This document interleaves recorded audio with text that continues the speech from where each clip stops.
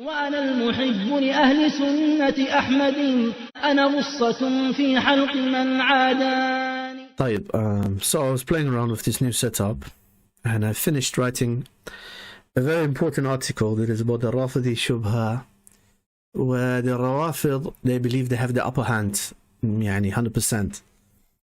Whereas in reality, little do they know that the Shubha is weaker than the Makharij al-Huruf and Tajweed of Sistani and Sadiq Shirazi put together.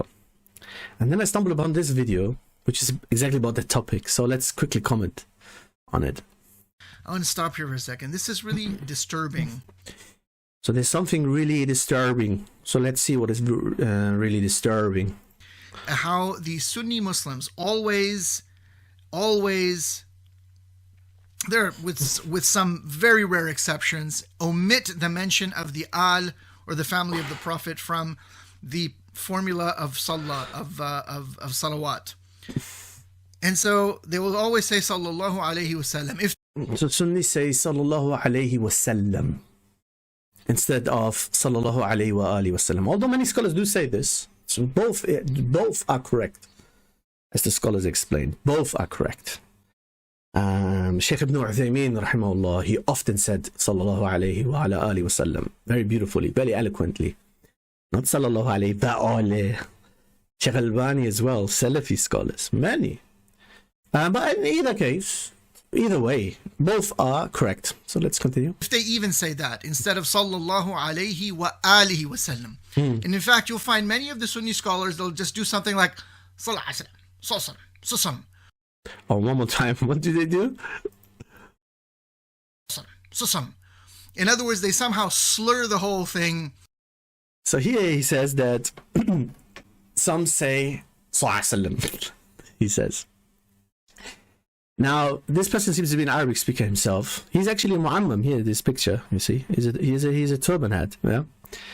And if you knew, I think these people, what can we say? If you knew anything about Arabic dialects, yani, research has been done, it's available even in English language. And it's a phenomenon that exists even in languages other than Arabic. The phenomenon is called, I forgot the technical term, but it's vowel swallowing. It happens in all Arabic dialects, and some more, some less. In Moroccan Arabic, for example, it's really heavy, and the vowels are swallowed. But it happens in other dialects, even in Iraqi dialect, and even in Ahwazi dialect.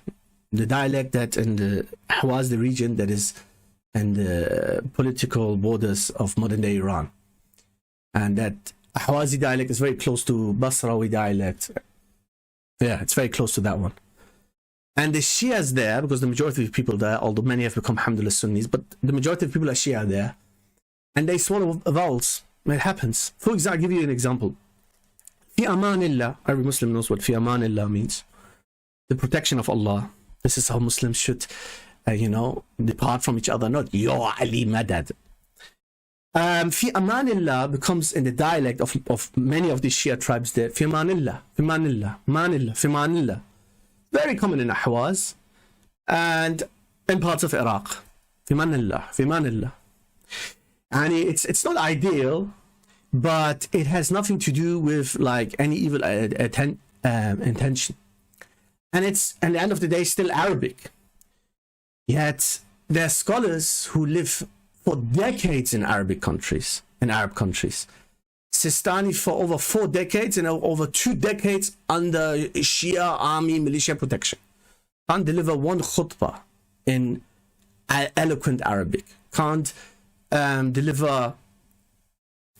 one salah.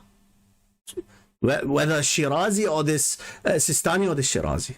Yes, all of us make mistakes. The biggest qurra, I make mistakes, all of us. But I mean, these people, they can't even say, they can't say the ayn of the sallallahu alayhi wa alayhi. So, if he is mocking some who say sallam, which is sloppy way of saying it. It's not good.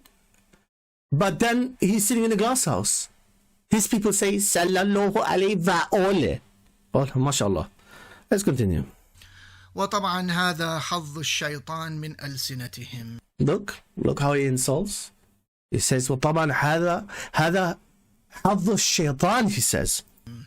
And this, of course, is the share of Satan from their tongues.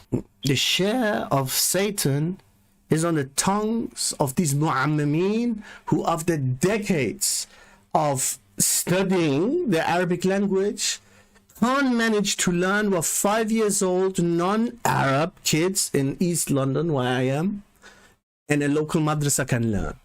You learn, i.e. the basics of makharij al-huruf and tajweed, huh? That's the share of shaitan on the tongues of these maraji'. Very strange regarding the fact that the Prophet ﷺ emphasized.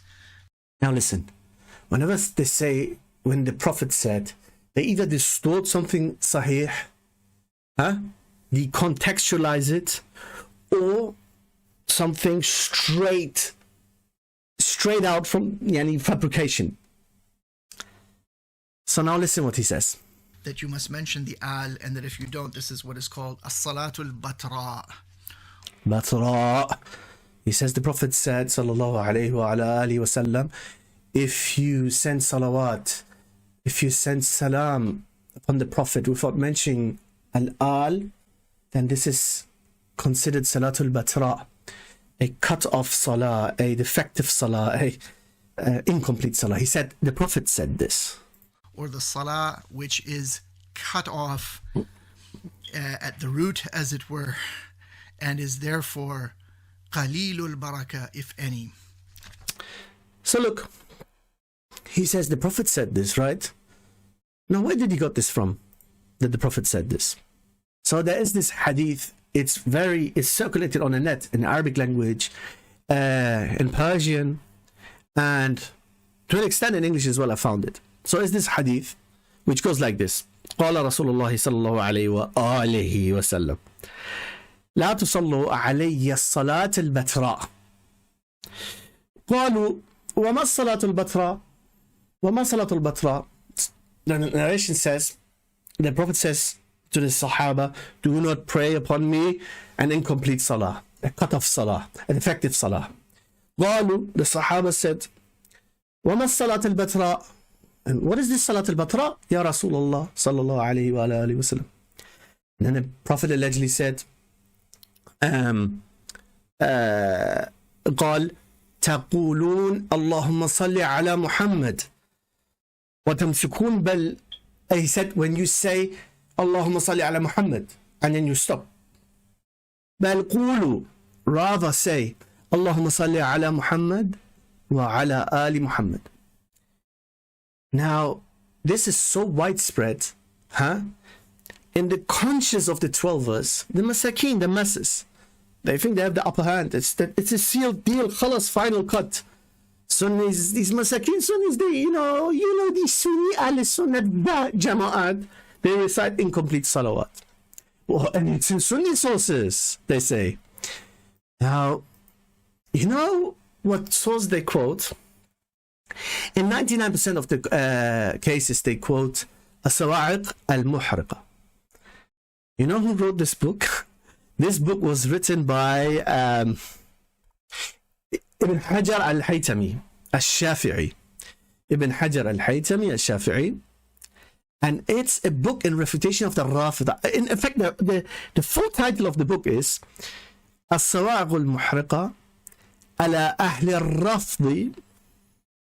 So against the Rafida, وَالضُّلَالِ وَالزَّنْدَقَةِ, and the people of misguidance and the people of Zandaqa, i.e. the Zanadiqa. And there's some other dubious sources. And the hukm, the verdict of the muhaddithin, you can't just pull out any hadith and use it against Ahlul Sunnah. The verdict of the muhaddithin, which is hujjah on us Ahlul Sunnah, is not that this hadith is ضعيف, there's some weakness. The hukm is موضوع لا أصل له, fabricated, has no asl, no origin. And you know when the scholars say لا أصل له, it means it's not in the books of Sunnah. The books of, and you forget about Bukhari and Muslim and Asah, the most authentic. It means the main books of Sunnah, whether 6 or 9. Not in any of them, it doesn't exist. And then, you know, these are Allah al-Musta'an. I mean, look, this, as I said, this person himself is a mu'ammam here. His name is Sayyid Nizamuddin Ahmad. He's a mu'ammam there with a turban when he was younger, and then he is here with his videos. I don't know, was it him or someone else who commented one time under my video and said, oh, let's debate. I tell any Rafidi speaker in the world, you just saw how easy it is to refute your shubahat. Salatul Batra, I don't know, Abu Bakr drank this, ate this, Fulan Sahabi had this shoe color, radiyallahu anhum. This is all a smokescreen so that you can be on the offensive. And Ahlul Sunnah busy themselves just, you know, holding up the shield and defending. No. We debate the crux of the matter. Imam. You can contact me, get in contact via, I've got a website and 𝗦𝗦𝗕𝗦𝗧𝗏𝗏𝗏𝗏, and you can contact me through via Sunnah Discourse, inshallah. And by the way, I will put a link to my article that I finished about this very topic. 𝗧𝗨𝗥𝗓𝗦𝗧𝗏𝗏𝗏𝗏 Batra, that is the final cut, inshallah. Ammunition for my brothers and sisters from Ahlul Sunnah wal Jama'ah, where you shall see that it is another Rafidi lie. There is no such a thing as Salatul Batra. Saying Sallallahu Alaihi Wasallam is perfectly fine. It's Sunnah. Allah Himself said that He sent Salat upon the Prophet Sallallahu Alaihi Wasallam, Sallallahu Alaihi wa alihi Wasallam, Sallallahu Alaihi wa ala alihi wa azwajihi wa ashabi. All of these sigat, all of these forms are permissible. The more the better, of course. Why not? But it is a lie that someone who does not add al is reciting a defective, incomplete salah upon the Prophet Sallallahu Alaihi wa alihi Wasallam. This is a lie upon the Prophet Sallallahu Alaihi Wasallam. And we know in mutawatir hadith that whoever lies upon the Prophet ﷺ, his seat is ready for him there in Jahannam. Study the article. هذا وصلى الله على سيدنا محمد وعلى آله وصحبه أجمعين.